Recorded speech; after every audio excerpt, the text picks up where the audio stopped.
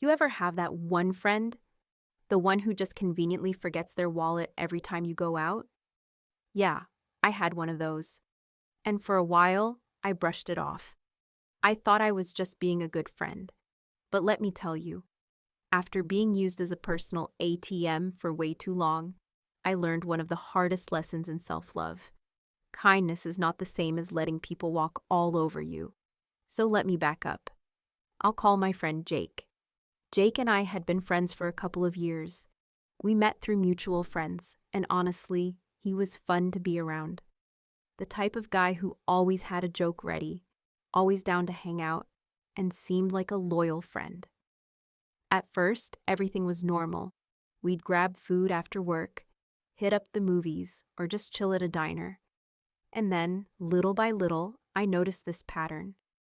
Every time the bill came, Jake would start patting down his pockets, frowning like he'd just realized something horrible. Then he'd hit me with that line, "Dude, I think I left my wallet at home." At first, I didn't think much of it. Life happens. People forget stuff. So I paid. "No worries, I got you this time," I said. But then it happened again, and again, and again. I started noticing it wasn't just every now and then. It was every single time. We'd be ordering wings, burgers, whatever, and like clockwork, Jake would forget his wallet. And here's the kicker. He never once offered to pay me back later. Not even a, "Hey, I'll get you next time." Nope, nothing. At first, I justified it. I told myself, maybe he's going through something financially. Maybe he's embarrassed. Times are tough, right? And I didn't want to be the bad friend who made money awkward. But deep down, I knew. This wasn't about money struggles. This was about taking advantage of kindness. Now, here's where the internal war started. I hated confrontation.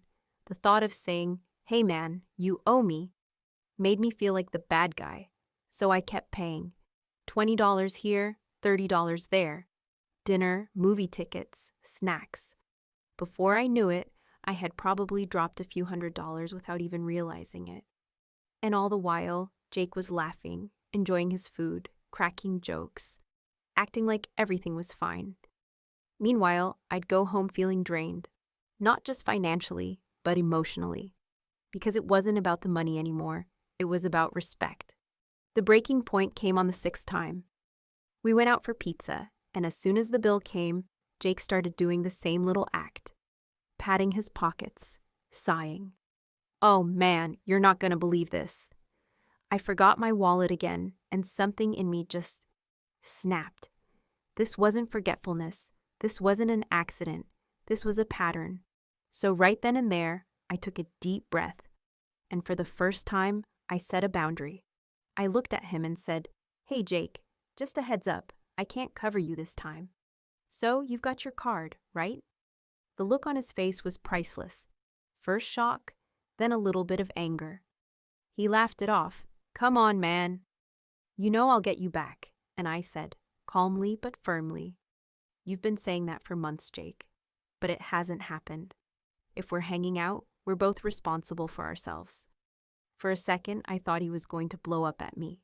He got defensive. His whole vibe shifted. But here's the kicker. He pulled out his wallet. Yep, the wallet he supposedly forgot, right there in his pocket. He had it the whole time. He grumbled, swiped his card, and paid for his food. And in that moment, it hit me like a ton of bricks.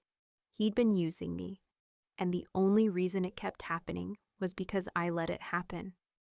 After that night, I stopped saying yes to every little favor. I stopped feeling guilty for having boundaries. And guess what? Jake stopped asking me to hang out as much, which honestly was a blessing in disguise. Because here's the truth. When you set boundaries, the wrong people will fall away.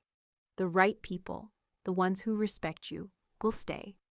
I realized that self-love isn't just about treating yourself to nice things or positive affirmations. Sometimes, self-love looks like saying no. It looks like refusing to be drained by people who take advantage of your kindness. So, if you've got a Jake in your life, someone who keeps forgetting their wallet or keeps taking more than they give, this is your reminder. You don't have to play along. Being kind doesn't mean being a doormat. And love for others and for yourself only works when respect is in the mix. That day, I learned one of the biggest lessons of my life. My kindness isn't a free pass for someone else's convenience. And honestly, that's one of the best things I've ever done for myself.